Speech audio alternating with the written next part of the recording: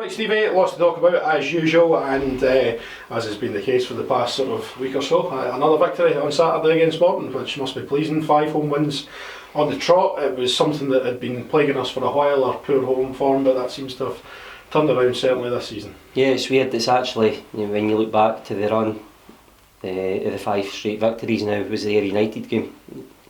Probably at the time when you go 2-1 down, it would, if you'd said then we were going to go on that run, would have snapped your hand off. But credit to the boys. Again, Saturday's performance, I thought we were excellent the first half, to the extent that Morton actually changed. They started off with 3 at the back on Saturday, and during that first half they changed it and went and matched their 3 in the middle of the park. So that's credit to the boys that teams are changing formations.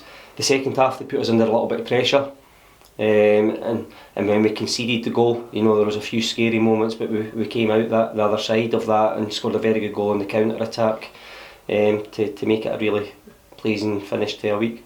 And it's also pleasing to have a striker that's scoring as many goals as what Kevin Nisbet is.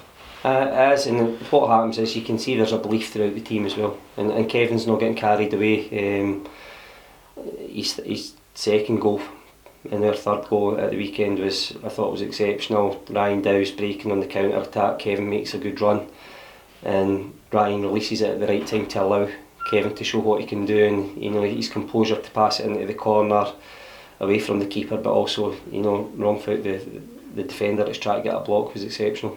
And it's nice to look at the table and see us third, which is I think the highest that we've been since you've taken over, which is always pleasing. It's just about maintaining that position, I guess now. It is, and I know there's a bit of a gap between ourselves and Inverness at the moment, so it's trying to see, can we catch Inverness.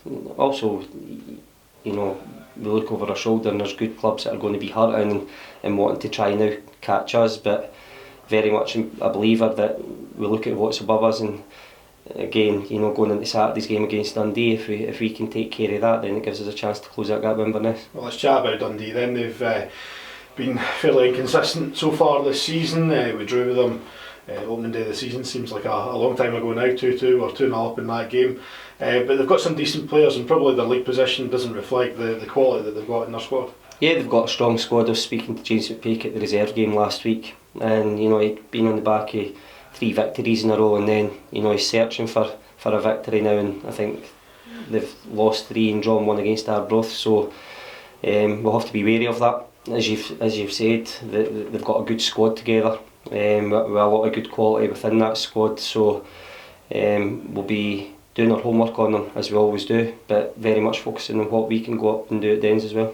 And I guess, you mentioned their recent run of results, there's big pressure at a club like Dundee. They're a big club, just come down for the Premiership, so the pressure's off us on Saturday, I guess. Yeah, the pressure's, you can turn around and say the pressure's off in terms of going up to Dens Park, and people might turn around and say it's a free hit at them, but I don't see it that way. The players have reacted well to a tricky situation we were in a few weeks ago, and on the back of three victories in a row, I want to go up to and lead the team to go up and take 3 points at Dens. And as I say, Inverness is who we want to catch next, and that's not being overconfident or disrespectful to Dundee, but I fully believe that we've got enough quality to go and win this game. How are we looking injury situation? Yeah, Lee Ashcroft will be available. The stitches are now out his head, and he'll train for the rest of the week with the boys. Paul Payton, he's one that, with it being a calf injury, he should be available for the weekend, as long as we don't get any setbacks with that. Other than that, we've got a full squad to choose from. And finally, Stevie, I just need to ask you about a big thing you made when you became manager is about trying to link the club back into the community, or integrate it further into the community, and we saw that on Saturday with the food bank donations. I think it was more than a third of a tonne brought along, which is just really pleasing to see. But it's all about generating that community spirit, and with events like the calendar signing and stuff like that, that's something that you're very keen on, isn't it? Yeah, massive. And at the end of the day, you come in and I'm in a privileged position to be the manager of the football club and try and help the club get results, but it's important that we connect with the community. I thought the fans were fantastic at the weekend in terms of when we were going through that spell. They very much played their part in that, and I know the players and the coaching staff appreciate that.